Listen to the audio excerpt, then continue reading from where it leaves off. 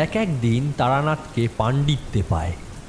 দিনটা বর্ষার, আর মেঘলা আকাশ দেখলেই কিশোরী আর আমি কিসের যেন আকর্ষণে তারানাথের বাড়ি গিয়ে হাজির হই। আমাদের এই প্রাত্যহিক নিতান্ত পরিচিত জগৎটার বাইরে এক আশ্চর্য দুনিয়ার কথা সে আমাদের শোনায়, যেখানে সম্ভাব্যতা এবং অসম্ভাব্যতার মাঝখানে সীমারেখাটা খুব অস্পষ্ট, দেখা যায় কি যায় না। আলাপের প্রথম দিকে আমি আর কিশোরী আড়ালে হাসাহাসি করেছি, কিন্তু পরবর্তী সময়ে তারানাথের এমন কিছু অদ্ভুত ক্ষমতা আমরা দেখেছি যার পরে অবিশ্বাস জিয়ে রাখা কঠিন হয়ে পড়ে। আজও তেমন এক ঘটনা ঘটল। তারানাথের বাইরের ঘরে বসে আড্ডা হচ্ছে। চারি মানে তারানাথের কন্যা আজ কয়েকদিন হলো বাপের বাড়ি এসেছে, থাকবে দিন দশেক। তাকে আমরা খুব ছোট দেখেছি, লেসের ডিজাইনের ছবি এনে দেওয়ার জন্য বায়না করত। চারি পুরনো দিনের মতো তেল দিয়ে মাখা চাল কড়াই ভাজা আর চা দিয়ে গিয়েছে। চায়ে চুমুক দিয়ে তারানাথ তৃপ্তির সঙ্গে বলল, আহ। তারপর সামনে রাখা পাসিং শোর প্যাকেট থেকে একখানা সিগারেট বের করে ধরাতে গিয়ে হাওয়ার দাপটে পরপর 3টে দেশলাই কাঠি নষ্ট করে ফেলল। বাদলার সঙ্গে আজ জোর বাতাস দিচ্ছে, কাঠির মাথায় আগুন থাকছে না। কিশোরী চিরকালই বেফাস কথা বলতে পটু, হঠাৎ সে বলে ফেলল, আপনি তো কত রকম ক্রিয়া জানেন, বাতাস থামিয়ে দিতে পারেন না? সিগারেট তাহলে ধরতো। তন্ত্রমন্ত্র তারানাথের নিজের কর্মক্ষেত্র, বিশ্বাসের ক্ষেত্র, এসব নিয়ে রসিকতা তার একেবারেই পছন্দ নয়। সে কিশোরীর দিকে রোষ কষায়িত দৃষ্টিপাত করে বলল, করা যায় তো। কতটুকু জানো তুমি এসবের? কি করে? সে তোমার মতো মূর্খকে বলে লাভ কি? কামাখ্যাতন্ত্রে আছে, ব্রহ্মাস্ত্রং সং প্রবক্ষামি সদঃ প্রত্যয়কারকম যস্যা শরণ মাত্রেন পবনহোপি স্থিরায়তে। ও তো একটা সংস্কৃত শ্লোক মাত্র, বাতাস থামান দেখি। তারানাথ মাঝে মাঝে খুব রেগে যায়, এবং সে রেগে গেলেই আমরা একটা না একটা অদ্ভুত কিছু দেখতে পাই। কিশোরীর কথা শুনে সে মুখ ফিরিয়ে জানলার বাইরে তাকালো এবং অনুচ্চ স্বরে দ্রুত কি একটা দুর্বোধ্য মন্ত্র বলে গেল। মুখ ফেরাতে কিশোরী বলল, কই, কিছু হলো না তো? তারানাথ বলল, সন্তান গর্ভে এলে পরের দিনে কি প্রসব হয়? অপেক্ষা করো। আশ্চর্য ব্যাপার, মিনিট খানেকের মধ্যেই বাতাসের দাপট কমতে কমতে একদম স্থির হয়ে গেল। সিগারেট ঠোঁটে লাগিয়ে প্রশান্ত মুখে দেশলাই জ্বালল তারানাথ। হয়তো কিছুই নয়, হয়তো তখন বাতাস এমনিতেই থেমে যেত, কিন্তু তারানাথের আত্মপ্রত্যয়পূর্ণ আচরণ দেখলে একটা গা শিরশির না করে পারে না। সিগারেট আধা আধি শেষ করে তারানাথ মৃদু হেসে বলল, বাড়বে, অপেক্ষা করো, আবার জোর বাতাস উঠবে। এসব প্রক্রিয়াকে বলে স্তম্ভন। যখন তখন বা অকারণে করতে নেই। নিহাত তোমরা আমাকে রাগিয়ে দিয়ে ব্যাপারটা ঘটালে। আমি বললাম, কেন, করলে কি ক্ষতি হয়? হবে আবার কি? প্রকৃতির বিরুদ্ধে গেলে যা ক্ষতি হতে পারে তাই হয়। কিশোরী জিজ্ঞাসা করল, স্তম্ভন প্রক্রিয়া দিয়ে আর কি কি করা যায়? ছাইদানি হিসেবে ব্যবহৃত নারকেলের মালায় দগ্ধাবশিষ্ট সিগারেটের টুকরোটা গুঁজে দিয়ে তারানাথ বলল, সবই করা যায়। তন্ত্রের একটি ব্যাপক প্রক্রিয়ার নাম স্তম্ভন। ঠিকমতো আয়ত্ত করতে পারলে এর দ্বারা সব কিছু করা সম্ভব। সমস্ত জগৎ সাধকের হাতের মুঠোয় চলে আসে। এই যে তুমি এত কথা বলছো, স্তম্ভনের মাধ্যমে তোমার মুখ বন্ধ করা যায়। শুনবে? শোনো। উচ্চারকে মধুবন্দাকং গৃহীতা পক্ষীপেদ বুধ সভা মধ্যে চ সর্বেশাং মুখস্তম্ভং প্রজাপতে। বুঝলে? কিশোরী ম্লান মুখে বলল, আগে না। পুষ্যা নক্ষত্রে সূর্যের অবস্থানকালে হাতে যষ্টি মধুর মূল নিয়ে সবার ভেতরে নিক্ষেপ করলে সভাস্থ সকলে স্তব্ধ হয়ে যায়। সংস্কৃত শেখো, একটু সংস্কৃত শেখো। কিন্তু এ তো খুব সহজ কাজ, জ্যৈষ্ঠী মধু মুদিখানাতেই পাওয়া যায়। আর পুষ্যা নক্ষত্রে সূর্য কখন থাকবে সেটা পঞ্জিকা দেখে যে কেউ বলতে পারে। তাহলে সবাই কেন চেষ্টা করে দেখে না? তারানাথ বলল, আসল ব্যাপারটাই তুমি ভুলে যাচ্ছ। এই সমস্ত প্রক্রিয়ায় তোমাকে করতে হবে একটি গোপন বীজ মন্ত্র উচ্চারণ করে। সেই মন্ত্র তোমার গুরু তোমাকে দেবেন। এজন্য এই উপযুক্ত গুরুর কাছে দীক্ষা না নিলে তন্ত্র সাধন করা যায় না। তা নইলে তো সবাই যা ইচ্ছে তাই করে বেড়াতো। যাও না, কোনো মেয়েকে আকর্ষণ করবার জন্য কোঁচবকের বাঁদিকের ডানার পালক হাতে নিয়ে কৃষ্ণা চতুর্দশীর রাত্রিরে লোকবসতির বাইরে নিম গাছের তলায় বসে 10,000 বার জপ করো, হ্রিং কালিকাটায় বিদ্মহে আকর্ষিণ্যে ধীমহি তন্ন কালিকা প্রচোদয়াৎ। রাত্রির প্রথম প্রহর থেকে ব্রাহ্ম মুহূর্তের মধ্যে জপ শেষ করতে হবে। ওই সময়ের ভেতর 10,000 বার জপ যদিও করে উঠতে পারো, তাতেও কোনো লাভ হবে না। জপ শেষ করে নিশ্চিন্ত মনে সে মেয়ের সঙ্গে রসের কথা বলতে যাও। তার বাড়ির লোক ডেকে এসে তোমাকে ঠ্যাঙানি খাওয়াবে, কারণ গুরুর কাছে তোমার আসল শিক্ষা হয়নি। শুধু মন্ত্রে এসব হয় না, বশীকরণের আগম শাস্ত্রজ্ঞ পন্থা শুনবে। এই শোনো, গৃহীতা মালতী পুষ্পং পট্টসূত্রেণ বর্তিকা। এবার আমি বললাম, যথেষ্ট হয়েছে ঠাকুরমশাই, আজ আর সংস্কৃত শুনলে একেবারে ক্ষেপে যাব। বরং ভালো একটা গল্প শোনান, মানে আপনার জীবনের অভিজ্ঞতা থেকে নেওয়া কাহিনী। তারানাথ বলল, গল্প আর আসে না। মনে শান্তি না থাকলে কি আর আড্ডা জমে? জিনিসপত্রের দাম কিরকম হু হু করে বাড়ছে দেখেছ? আজ সকালেই বাজারে গিয়েছিলাম, তা দেখলাম রোজকার খাওয়ার মতো মাঝারি চাল 4 আনা সের, সর্ষের তেল 9 আনা, আলু 4 পয়সা, পটল 6 পয়সা। একখানা গঙ্গার ইলিশ পছন্দ হয়েছিল, দাম বলল 12 আনা। ভেবে দেখো একবার, অমন একখানা ইলিশ 5-7 বছর আগেও ওই বাজারেই 4 আনা 4.5 আনায় কিনেছি। এই যুদ্ধ কবে থামবে বলতে পারো? হিটলার বা চার্চিল আমাদের সঙ্গে পরামর্শ করে যুদ্ধ পরিচালনা করেন না, সুতরাং কিশোরী আর আমি চুপ করেই থাকলাম। তারানাথ বলল, মাছের কথায় একটা ঘটনা মনে পড়ল। অনেক রকম কাণ্ড জীবনে দেখেছি। বীরভূমের শ্মশানে মাতু পাগলি সঙ্গ পেয়েছি। বরাকর নদীর চরে পোড়া শোল মাছের নৈবেদ্য দিয়ে সারা রাত জপ করে মধুসুন্দরী দেবীর দেখা পেয়েছি। গুরুর আদেশে সব সাধনা পর্যন্ত করেছি। এসব গল্প তো কিছু কিছু বলেছি তোমাদের, কিন্তু একবার একটা কাণ্ড দেখেছিলাম যা সত্যিই অদ্ভুত। কিশোরী বলল, মাছের বিষয়ে কি বলছিলেন যে? ঘটনাটা শোনো, তাহলে বুঝতে পারবে। এককালে আমার খুব মাছ ধরার নেশা ছিল, তা তোমাদের বলেছি বোধহয়। ভালো কোনো পুকুর বা দিঘির সন্ধান পেলে অমনি দৌড়তাম। বড় বড় মাছ শিকারীদের কাছ থেকে পরামর্শ নিয়ে চার বানাতাম, টোপ সংগ্রহ করতাম। বাড়ির বাইরের দিকে ছিল আমার শোয়ার ঘর। এ আমার গ্রামের পৈতৃক বাড়ির কথা বলছি। তখনও বিয়ে করিনি, কিন্তু সাধন ভজনের জীবন শুরু হয়ে গিয়েছে। বর্ষার শুরু থেকেই আমার সে ঘর একাঙ্গী, মেথির গুঁড়ো ইত্যাদির গন্ধে ভরপুর হয়ে থাকতো। কৌটোয় কৌটোয় থাকতো চিনির রসের গাদ, পিঁপড়ের ডিম, বোলতার চাক, এইসব।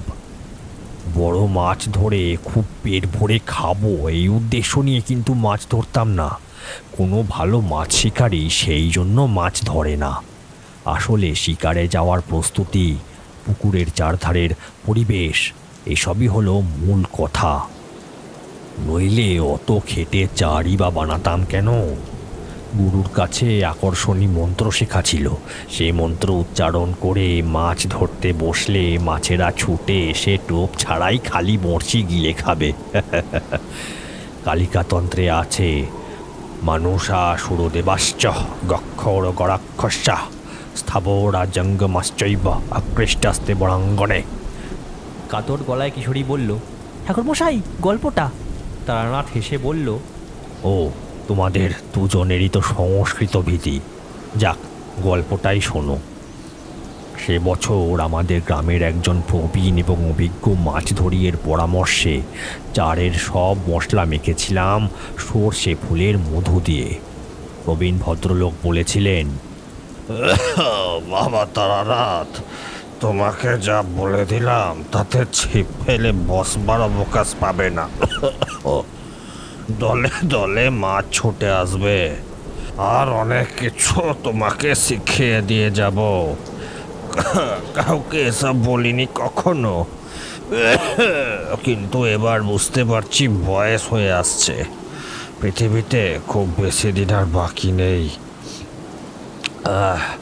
আমার সব অভিজ্ঞতা কাউকে দিয়ে যাওয়া প্রয়োজন। বাজে লোককে মিথ্যা দিতে ভালো লাগে না। কিছুদিন ধরে লক্ষ্য করে দেখেছি তোমার মধ্যে বড় মাছ শিকারীর আসল গুণটা আছে। তোমাকে সব দিয়ে যাব। অবাক হয়ে বললাম, আসল গুণ? কি গুণ কাকা? তিনি বললেন, নিষ্পৃহতা। বড় মাছ ধরিয়ে একজন বড় শিল্পী, সে খাওয়ার জন্য মাছ ধরে না, মাছ ধরার আয়োজন আর আনন্দই তার কাছে বড়। সেদিন চৌধুরীদের পুকুরে তোমার ছিপে একটা সের দুয়েকের মৃগেল বেঁধেছিল। দেখলাম তুমি মুখ থেকে বড়শি খুলে মাছটাকে আবার জলে ছেড়ে দিলে। তুমি বুঝতে পারোনি, আমি দিঘির পাড়ের জঙ্গলে বাসক পাতা তুলতে গিয়ে দেখেছিলাম। খুব আনন্দ হলো, বুঝলাম তুমি নিষ্পৃহ, তোমার হবে। লজ্জিত হয়ে বললাম, ও কিছু না কাকা, দেখলাম ছোট মাছ, এখনো অনেক দিন বাঁচবে, খামোখা ওর জীবনটা শেষ করি কেন? ওইটাই তো আসল কথা। অন্য কেউ হলে নাচতে নাচতে নিয়ে যেত। গ্রাম সম্পর্কে সেই কাকা মাছ ধরা বিদ্যায় আমাকে বেশ পাকা করে দিয়ে গিয়েছিলেন। আজ বহুদিন হলো তিনি দেহ রক্ষা করেছেন। আমার প্রথম যৌবনেই এখনো তার কথা মনে পড়লে বুকের ভেতরটা কেমন করে। ওসব মেজাজি সৎ মজাদার লোক আজকাল আর দেখা যায় না। যুগটাই একেবারে বদলে গেল হে। এখন সব ছোট মাপের মানুষ, ব্যক্তিহীনতা কলির লক্ষণ। সর্ষে ফুলের মধু জোগাড় হলো হঠাৎই, বিশেষ চেষ্টা করতে হলো না।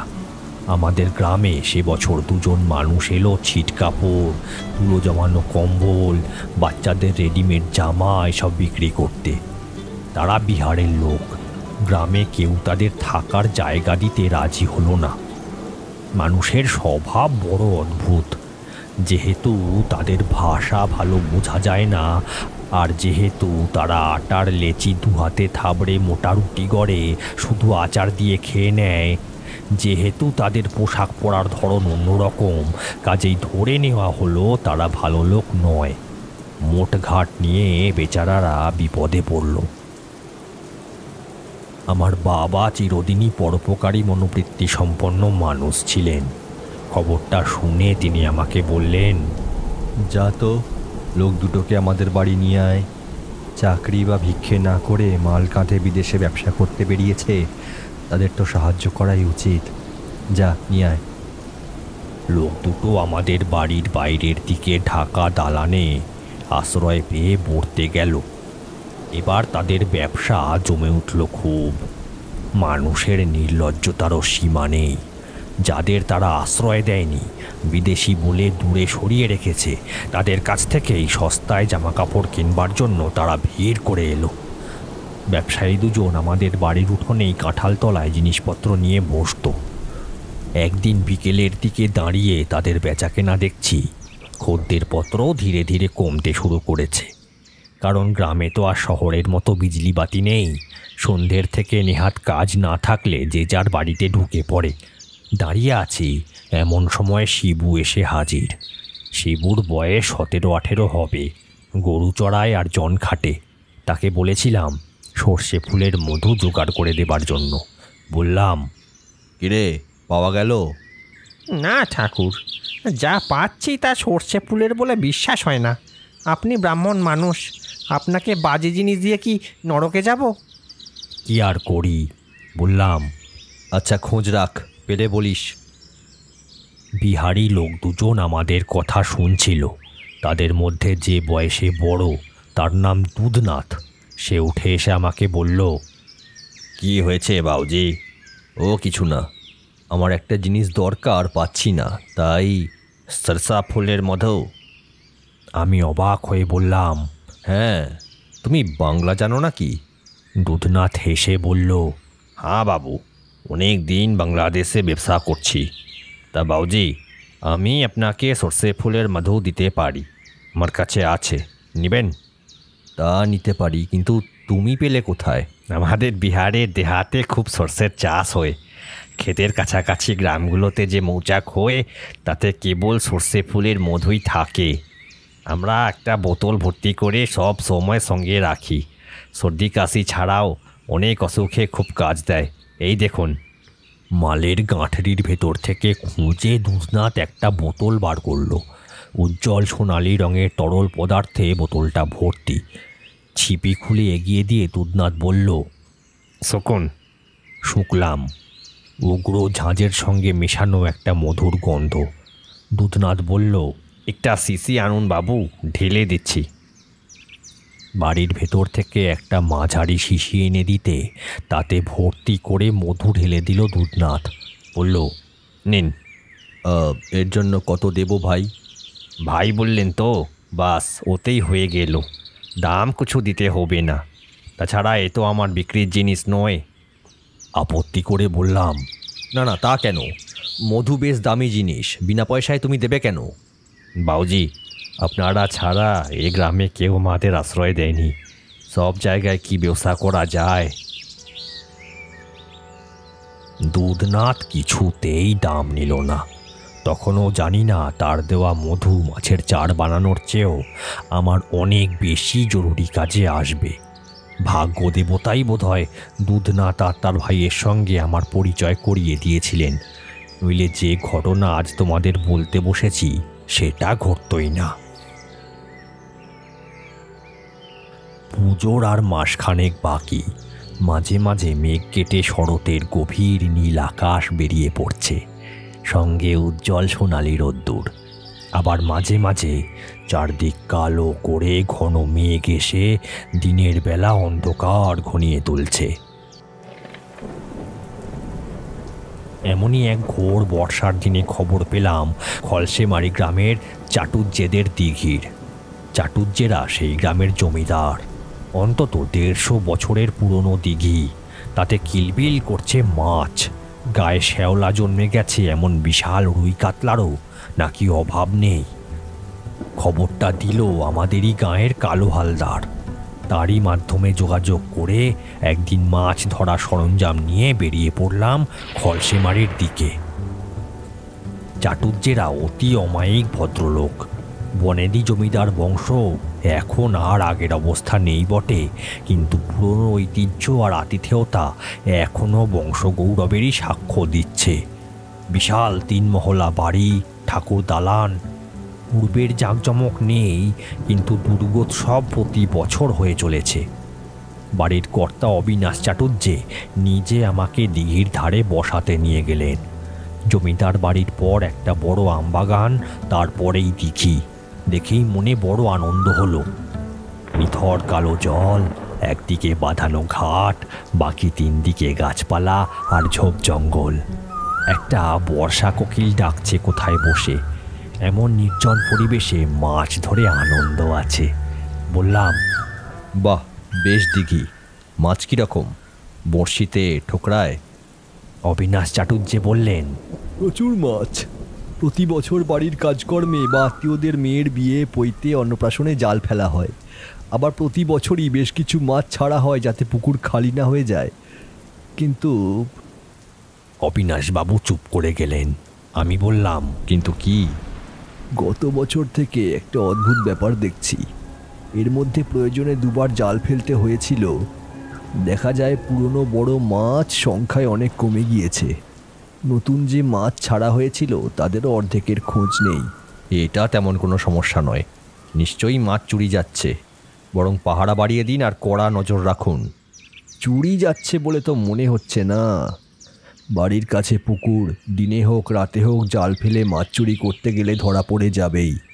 ছিপ দিয়ে আর কটা মাছই বা ধরবে, আর তাতে তো ধরা পড়ার সম্ভাবনা আরও বেশি। ভোঁদর বা উদবেড়ালে খেয়ে যেতে পারে। তারাই বা কটা খাবে? তাছাড়া 5 কি 10 সেরি মাছ ভোঁদর ধরতে পারবে না। ব্যাপারটা একটু আশ্চর্য। যাই হোক, আপনি বসে যান। ঘাটের দিকে না বসে দিঘির উল্টো দিকের কোনায় একটু ঝোপ মতো জায়গা দেখে বসলাম। মাথার ওপরে আম আর কাঁঠালের পাতায় বর্ষার ভেজা হাওয়া বেঁধে শিরশির শব্দ হচ্ছে। চারদিকে ঘেঁটু আর শেওড়া, কালকাসুন্দে আর কচুর ঝাড়। মাঝে মাঝে বাতাস থেমে গিয়ে হালকা ইলশে গুঁড়ি বৃষ্টি নামছে। সঙ্গে ছাতা ছিল।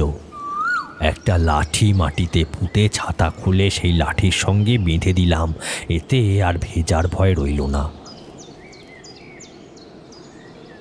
সরঞ্জাম সব গুছিয়ে নিয়ে টোপ গেঁথে পাড় থেকে 10-12 হাত দূরে বড়শি ছুঁড়ে দিলাম। তারপর প্রথমবার চার ছড়াতে যেতেই একটা অদ্ভুত জিনিস খেয়াল করলাম। চার জলে পড়তেই দিঘির জল হঠাৎ যেন কেমন একটু কেঁপে উঠল। আমি যা বলছি ভালো করে বুঝে দেখো। জলে কিছু ছুঁড়ে ফেললে জল সামান্য কাঁপেই একটু ঢেউ উঠে ছড়িয়ে পড়ে, কিন্তু তা নয়। সমস্ত দিঘির জলই একসঙ্গে কেমন যেন কেঁপে উঠল, মানুষ শিউরে উঠলে যেমন হয়। প্রথমে ঘটনাটাকে তেমন আমল দিইনি, ভেবেছিলাম হঠাৎ সামান্য বাতাস লেগে বুঝি ওই রকম হয়েছে। কয়েকখানা শেওড়ার ডাল ভেঙে নিয়ে সেগুলো বিছিয়ে গুছিয়ে বসলাম। চমৎকার মেঘাচ্ছন্ন দিন। মাথার ওপর গাছের পাতা থেকে বাতাসের ঝাপটায় ফোঁটা ফোঁটা জল পড়ছে গায়ে। পাশে কচু গাছের ডাঁটি বেয়ে একটা বেনে বউ পোকা উড়ছে। এমন পরিবেশে মনে বেশ শান্তি আর আনন্দ থাকা উচিত। মাছ ধরতে বসার প্রথম দিকে সেটা ছিল, কিন্তু একটু পর থেকেই মনটা কেমন যেন খারাপ হয়ে যেতে লাগলো। মেঘে ঢাকা আকাশের জন্য পরিবেশ যতটা অন্ধকার হওয়া উচিত তার চেয়েও যেন বেশি কালো হয়ে এসেছে। আমার সামান্য কিছু ক্ষমতা আছে এসব বুঝবার জন্য, তোমরা জানো। মধুসুন্দরী দেবী আমাকে দান করেছিলেন। আমার মনে হলো এই দিঘির পাড়টা অশুভ কোনো কিছুর প্রভাবে আচ্ছন্ন হয়ে আছে। বাতাসে কেমন একটা অপ্রীতিকর গন্ধ পেতে শুরু করলাম। কিশোরী বলল, কিসের গন্ধ? পচা বা ভ্যাপসা গন্ধ? না, সে তোমাদের ঠিক বোঝাতে পারবো না। পরিচিত ভালো বা খারাপ কোনো গন্ধের সঙ্গেই তার মিল নেই। প্রায় সঙ্গে সঙ্গেই মনে হলো পরিবেশে কি যেন একটা ছোট্ট বদল ঘটেছে। চারদিকে তাকালাম, না, সবই তো ঠিক আছে, কেবল বর্ষা কোকিলটা আর ডাকছে না। এই দিঘি এবং তার চারপাশে কোনো অশুভ প্রভাব ক্রিয়া করছে বিষয়ে আমার বিশ্বাস আরও দৃঢ় হলো। মহাডামরতন্ত্রে বলে অমানুষী কোনো অমঙ্গলজনক প্রভাব থেকে পশু পাখিরা দূরে থাকতে চায়। জায়গাটা যে ভালো নয়, নিজেদের সহজাত ক্ষমতা দিয়ে তারা সেটা মানুষের আগেই বুঝতে পারে। এক্ষেত্রে যা করা উচিত তা করে রাখলাম। মহাডামরতন্ত্রের 3য় পটলে সাধকের আত্মরক্ষার নিয়ম বর্ণিত আছে। মনে মনে 12 বার গুরুপ্রদত্ত বীজমন্ত্র উচ্চারণ করে তারপর আত্মরক্ষার জন্য ডামরতন্ত্রে উল্লেখিত মন্ত্রোচ্চারণ করে দেহবন্ধন করে নিলাম। এখানে যে অশুভ প্রভাবই কাজ করুক না কেন, সে আমার কোনো ক্ষতি করতে পারবে না। অবিনাশবাবু মিথ্যে বলেননি। দিঘিতে সত্যিই প্রচুর মাছ। চারেরও গুণ আছে বলতে হবে। মিনিট 15-র মধ্যেই ফাতনা 2-4 বার কেঁপে উঠে একেবারে নিতলি হয়ে গেল। তামাক ধরাতে যাচ্ছিলাম, হুঁকো কলকে ফেলে রেখে ছিপ চেপে ধরলাম। কড়কড় শব্দ করে দ্রুত বেগে হুইল উল্টো দিকে ঘুরে যেতে লাগলো। টান দেখে বুঝলাম অন্তত 7 কি 8 ওজনের মাছ বড়শি গিলেছে। বড়শি মুখে নিয়ে মাছটা পুকুরের নানা দিকে ছোটাছুটি করতে লাগলো। আমিও খেলতে দিলাম। এ সময় কখনো টান দিতে নেই বা হুইল গোটাবার চেষ্টা করতে নেই। তেমন বড় মাছ হলে এক ঝটকায় বড়শি ছিঁড়ে নিয়ে উধাও হয়ে যাবে। ছোটাছুটি করবার সময় মাছটা একবার জলের ওপর ঘাই দিল। বাহ, বেশ বড় মাছ। তারপরেই ঘটল এক আশ্চর্য ঘটনা। ঘাই দিয়ে মাছটা আবার ডুব দেওয়ার সঙ্গে সঙ্গে দেখলাম আমার সুতো ঢিলে হয়ে গিয়েছে। ছিপে বা হুইলে আর কোনো টান নেই। অবাক হয়ে হুইল ঘুরিয়ে সুতোর ডগা কাছে এনে দেখি বড়শি ছেড়েনি, ফাতনাও ঠিক আছে। তাহলে মাছটা গেল কোথায়? বড় মাপের ভালো বড়শি ও জিনিস মুখে নিয়ে অতক্ষণ ছোটাছুটি করায় বিঁধেছেও নিশ্চয়ই মোক্ষমভাবে। ঝটকা দিলে ছিঁড়তে হয়তো পারে, কিন্তু খুলে যাবে না। তাহলে যাই হোক, আবার টোপ গেঁথে ছুঁড়ে দিলাম দিঘির জলে। আবার এক মুঠো চারও ছড়িয়ে দিলাম। সঙ্গে সঙ্গে দিঘির জলে আবার সেই অদ্ভুত কাঁপন। এবার আর কাঁপন না বলে আলোড়ন কিংবা আন্দোলন বলাই উচিত। সমস্ত দিঘি জুড়ে যেন একটা বিক্ষোভের ঢেউ উঠল। খারাপ কাঁচওয়ালা চশমা পরে এদিক ওদিক তাকালে যেমন সব উঁচু নিচু আর ঢেউ খেলানো লাগে, দিঘির জলও তেমন দেখাতে লাগলো। বাতাসে সেই গন্ধটা তীব্রতর হয়ে উঠল। এবার বড়শি ফেলার প্রায় সঙ্গে সঙ্গেই আবার তলিয়ে গেল ফাতনা। সত্যি মাছ আছে বটে দিঘিতে। শক্ত করে দু হাতে ধরে রইলাম ছিপ গাছা। আগের মতোই খেলতে লাগলো এই মাছটাও। এবার আমি শক্ত করে ছিপ ধরে বসে আছি, যাতে হঠাৎই ঝটকা লেগে হাত থেকে ছিপ ফসকে না যায়। আহা, আগের অত বড় মাছটা পালিয়ে গেল। একাগ্র মনে জলের দিকে তাকিয়ে থাকতে থাকতেই বুঝতে পারলাম চারদিকে অন্ধকার যেন আরও বেশি করে ঘনিয়ে এসেছে। আকাশ ঢাকা পড়েছে আরও গভীর কালো একখানা মেঘের চাদরে। বাতাস থেমে গিয়েছে। স্তব্ধ প্রকৃতি এক অনৈসর্গিক ঘটনার জন্য রুদ্ধ নিঃশ্বাসে অপেক্ষা করে রয়েছে। হঠাৎই আমি যেখানে বসে আছি সেখান থেকে 15-20 হাত দূরে মাছটা একবার ভেসে উঠল, আর সেই সঙ্গে দুটো কালো লোমশ বিভৎস হাত জল থেকে উঠে এসে মাছটাকে ধরে ফেলল। আমি বিস্ফারিত চোখে তাকিয়ে আছি। আমার সামনেই হাত দুটো মাছটার মুখের থেকে বড়শি খুলে সেটাকে ছেড়ে দিল জলে। সুতো আবার ঢিলে হয়ে গেল। সুতো গোটাবো কি? আমি তখন অবাক হয়ে দেখছি কাণ্ড কারখানা।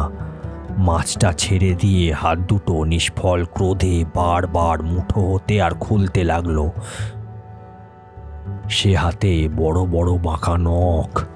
মানুষের হাত সে নয়, পরিচিত কোনো পার্থিব প্রাণীরও নয়। এই দুনিয়াতে এমন অনেক প্রাণী বাস করে যারা অশুভ শক্তির প্রতীক। তাদের চোখে দেখা যায় না, যদি না তারা ইচ্ছে করে দেখা দেয়। মহাডামরতন্ত্রে এদের কথা আছে। এরা বুদ্ধিহীন, আবেগহীন, ভয়ানক নিষ্ঠুর। তেমনি কোনো এক জীব এসে বাসা বেঁধেছে এই দিঘির জলে। অবিনাশবাবুর মাছ চুরি যাবার কারণ এবার বুঝতে পারলাম।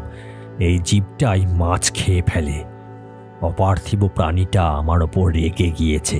আমার ধরা মাছ খুলে দিয়ে নখওয়ালা হাত মুঠো করে সে যে রাগ প্রকাশ করছে, কিন্তু দেহবন্ধন করা থাকায় আমাকে স্পর্শ করতে পারছে না। রাগের কারণটাও ধরতে পারলাম। আমি তাকে আশ্রয়চ্যুত করতে চলেছি। কিশোরী বলল, কিভাবে? সর্ষে ফুলের মধু দিয়ে মাখা চা আর প্রাণীটা সহ্য করতে পারছিল না। সর্ষে বা তার ফুলের মধু প্রেত বিতাড়নী কর্মে লাগে। দুধনাথ সত্যি খাঁটি মধু দিয়েছিল। ভাবলাম সজ্জন অতিথিবৎসল অবিনাশবাবুর একটা উপকার করে যাই। দিঘির চারদিকে ঘুরে ঘুরে মুঠো মুঠো চার ছড়িয়ে দিতে লাগলাম। কিছুক্ষণের মধ্যেই জলের ভেতর থেকে একটা জমাট অন্ধকারের স্তূপের মতো কি একটা জিনিস উঠে ঘন মেঘের ভেতর মিলিয়ে গেল। বাতাস আবার বইতে শুরু করলো।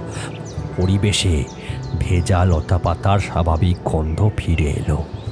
আমি আবার জমিয়ে মাছ ধরতে বসে গেলাম আর খেয়াল করলাম বর্ষা কোকিলটা আবার ডাকতে শুরু করেছে।